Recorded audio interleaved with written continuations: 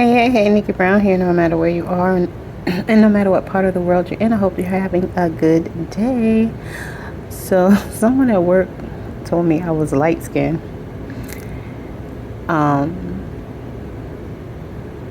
and based on someone's ankles, you can tell whether or not their skin color is lighter. But I'm always out in the sun, so of course my upper body is darker. But even still, okay, there is a drastic difference. So this is my ankle, and this is my hand, and then my forearm, and hold on. So although there is a drastic difference, I'm still not light skinned. I'm still a brown girl. Like, I'm brown. I'm just a darker brown on top because of the sun. But that's still brown. It's a little dry, but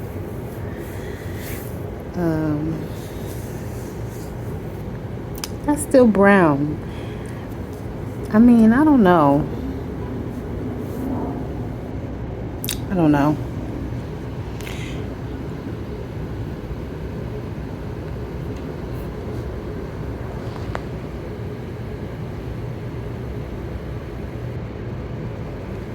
Again, there is a huge difference, but I don't know if that's a better angle. What's that? But my leg, even my finger, like, it's a darker shade of brown.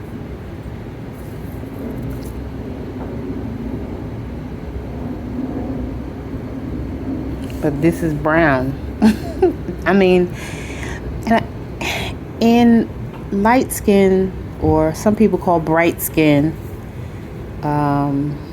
is just, to me, a shade of brown. I don't know. I don't have that colorism thing. I have never had that colorism thing, and I really didn't even, like, I knew people. I knew that there were a lot of people who favor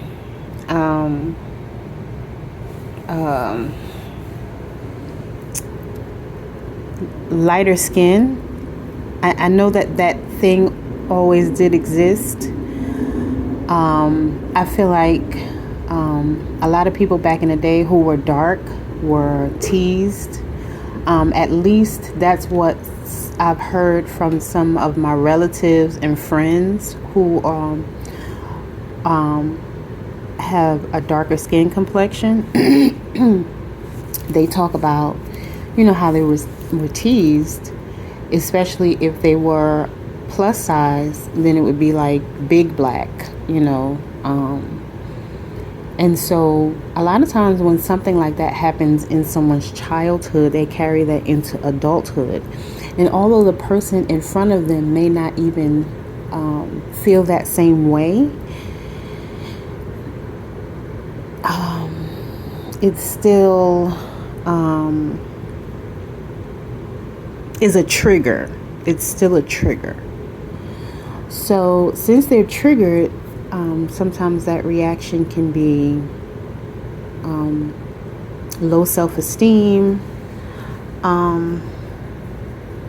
like that, just like feeling like you're not worthy or not enough, and that you have to settle maybe for, a certain type of person because you're dark.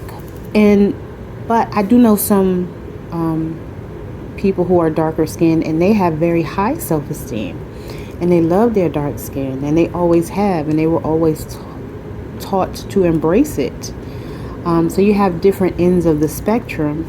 But in my case, my relatives, I have relatives like of all shades, and I've seen them growing up. So for me, even if, it didn't matter if they were, from the south, from the north, if they were dark, if they were light, if they were short, whatever the case may be, I'm the type of person, and always have been, that embraces people.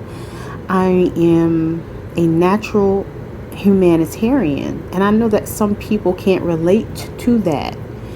Um,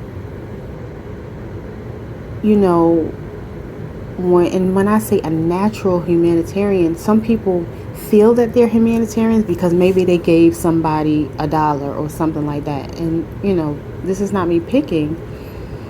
But if you give someone $1 and then turn around and talk about them, that's not really, that defeats the purpose really of giving it, right? At least that just seems like the godly way to do it.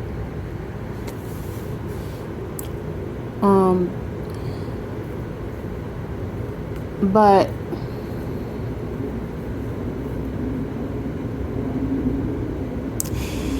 if you grow up with this feeling of being less than because of, sometimes when we see someone who is a lighter shade of brown, in their mind, I guess that's light skin. But in my mind, I'm just brown. Like I'm, and maybe because at this point in my life, I'm starting to realize that a lot of the things, like the fears or the insecurities that we have, came from people who were around us growing up, and they're not really our own. So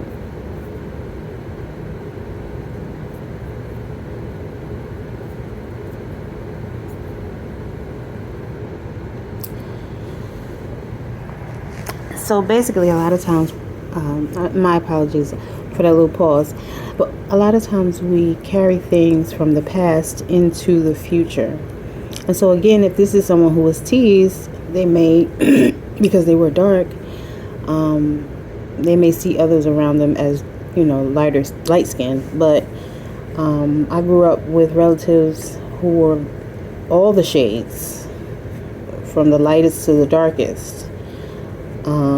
And so I never, like, that was just my cousin, or that was just my aunt. Like, I never looked at, like, but I was also always the girl who had what would be considered the odd friends. Like, I was kind of in between the cool kids and like, I guess what would be considered the nerdy kids, or the, people who were from another country who didn't speak English well, or people who were considered maybe less attractive, or, maybe had something going on. Like, I was always friends with what would be considered the odd person that people didn't want to be friends with.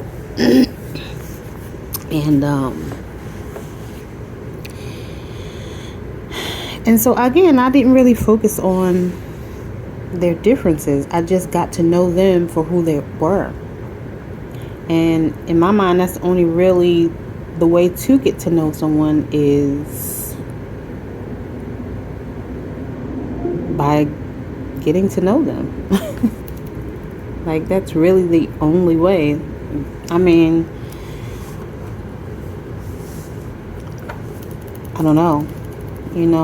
I don't judge a book by its cover unless, there's just this certain type of approach. But then too, at the same time, you have to give people grace, because everybody's different. Everybody was raised different. Everybody was exposed to different things. So, you don't know where somebody's coming from as far as that's concerned. Because again, people are bringing their triggers from something that happened with someone else, maybe when they were children, maybe when they were in school age, maybe when they were teenagers, young adults. It could have been their first relationship, a marriage,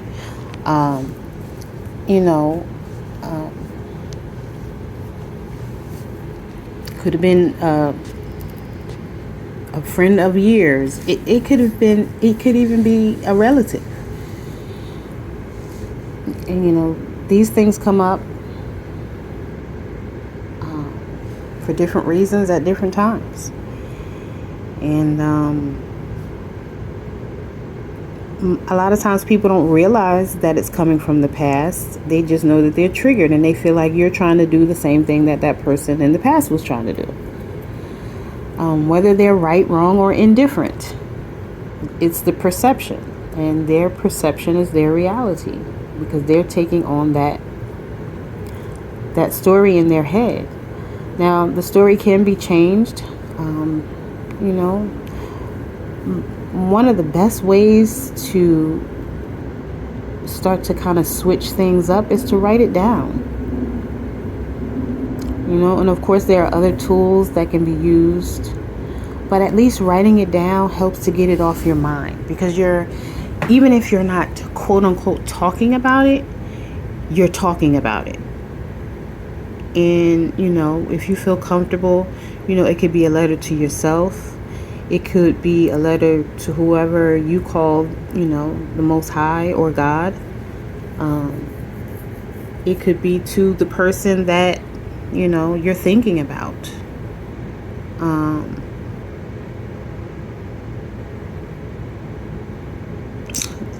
So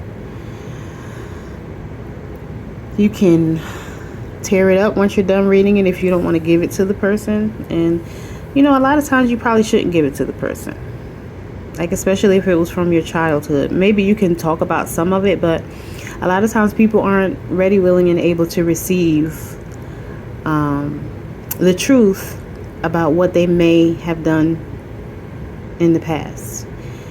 And it's all an experience. A lot of times we say, oh, this person did this to me, but although it may sound weird or like blaming or shaming, it's really not. But everything happens for us. Everything happens for a reason. And I know that some people don't believe that, and I get it.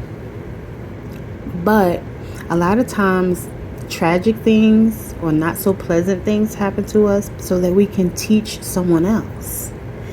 We are not supposed to wallow in it and have a pity party and a woe is me party, and keep repeating the story to everyone that we come in contact with or anyone who will listen. We're supposed to voice it, whether it be on paper or with a therapist, a psychotherapist, if it was really a traumatic situation. Some things, you have to go a little bit deeper. But of course, there's also licensed clinical social workers. Psychiatrists typically prescribe medications.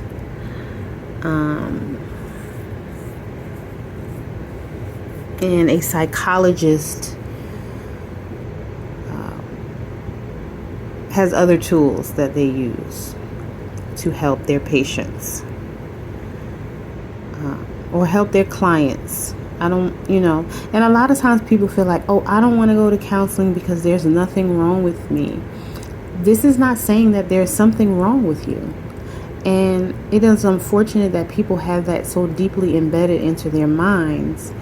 But there are things that if you have never talked about them to someone and really maybe even cried about them, a lot of people, male and female, don't like to cry. They were taught that crying is for punks or sissies or bati boys or whatever it is that, may have been said. And, based on the male ego, most, men or young boys don't want to be any of those things if they consider themselves to be, masculine. Even if they're like on the down low or something, they still want to be, considered masculine. That's why they're keeping up this persona, right?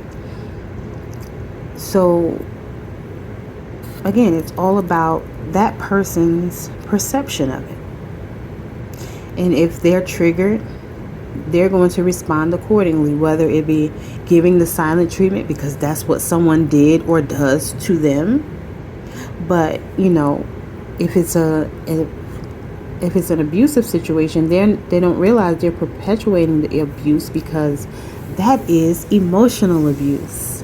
That is mental abuse. That's not a healthy or mature way to resolve conflict.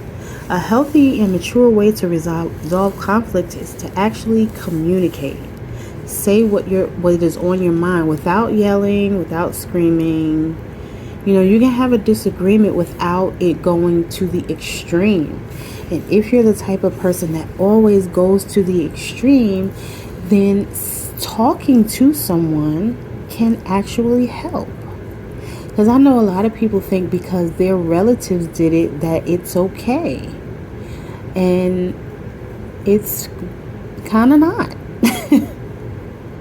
Because it actually builds up stress in your body, right? And that stress turns into dis-ease in your body. And then there are different things that are going on and you're in pain. And some of that pain is trapped trauma. Some of that pain is trapped emotion. Some of that pain is holding on to the words that maybe should have been said, the words that maybe should have been written down, the words that someone who hears them can help give you the tools to make it better. There is a pain chart if you would choose to Google it. And it basically outlines the different things that are going on in the body and the emotions associated with them.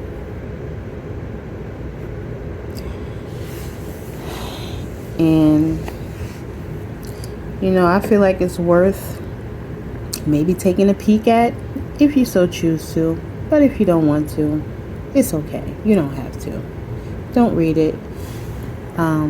I just, for anyone who may be interested, I don't want, because I know a lot of times, the reason I'm saying this is because a lot of times people will come into the comments and say, oh, I don't have to read it. You don't. I don't know if people are intentionally just trying to provoke other people, or if they just don't understand what they're saying in that moment, like on, as far as comprehending what they're saying.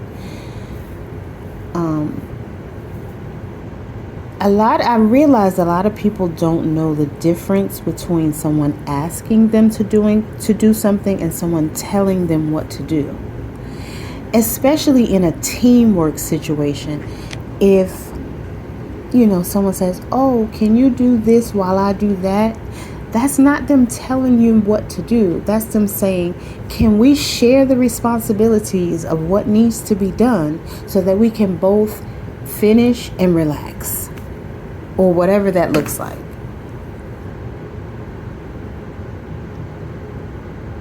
But sometimes people will intentionally, they'll walk away. They'll be very passive aggressive about it. They won't say no, because honestly, you did ask a question. That is a question. Can you do this? And if you don't want to, say no, I don't want to. What's wrong with that?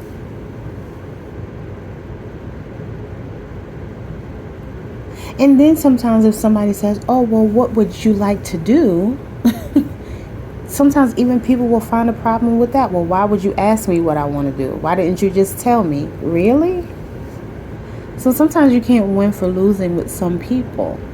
And I get that. I've been that person, and I've been that person that has happened too. But that's because a lot of times there's no communication. A lot of times there's just assumptions. There was a study done, and I cannot think of this therapist's name right now. He interviewed a couple, and the couple had been married between 30 and 50 years. I think it was maybe closer to 50, because they were like in their 70s. And so her question, she thought he was cheap, and he basically thought she was like a spendthrift, like she just wasted money.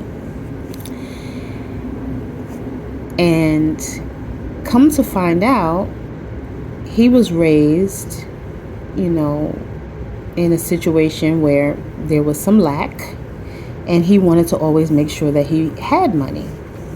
Whereas she grew up where money was never an issue, so she just thought he was being cheap.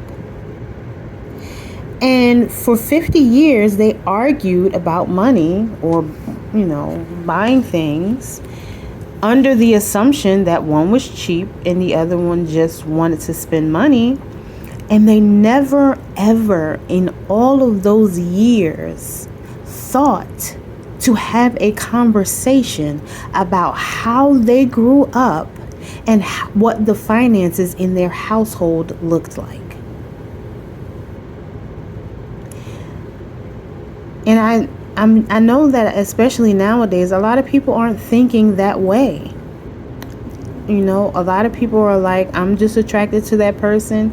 He has the tools or she has the tools, so we can just fit the tools together. And if we want, we can even make a baby. But, in my opinion, in order to have a lasting commitment, if that's what you would want, you have to talk. You have to talk. I don't know any other way around it.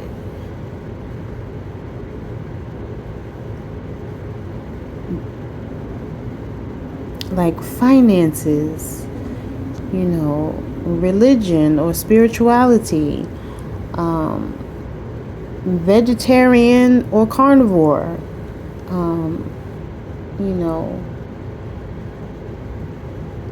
do you snore? I don't know.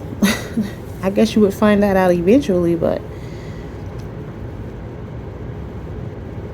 I don't know. Like, I feel like you should ask at least 300 questions. So like 100 questions per day. And they don't have to be like in the form of a question. Like it can actually flow like a conversation. If you say, "Oh, what's your favorite food?" "Oh,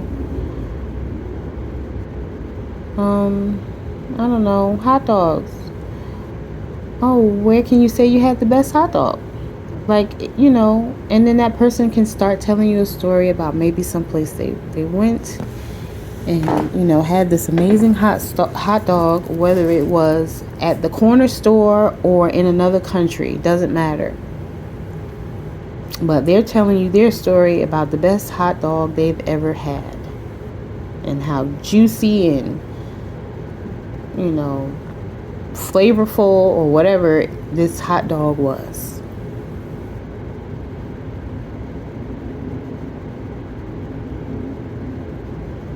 I don't know. Someone said this morning, people don't like to tell the truth, but they're very quick to tell a lie. And, the main person people lie to is themselves. And a lot of times they continue to be hurt, and they hurt other people, even if sometimes it's unintentional. No. All right. I think I am done.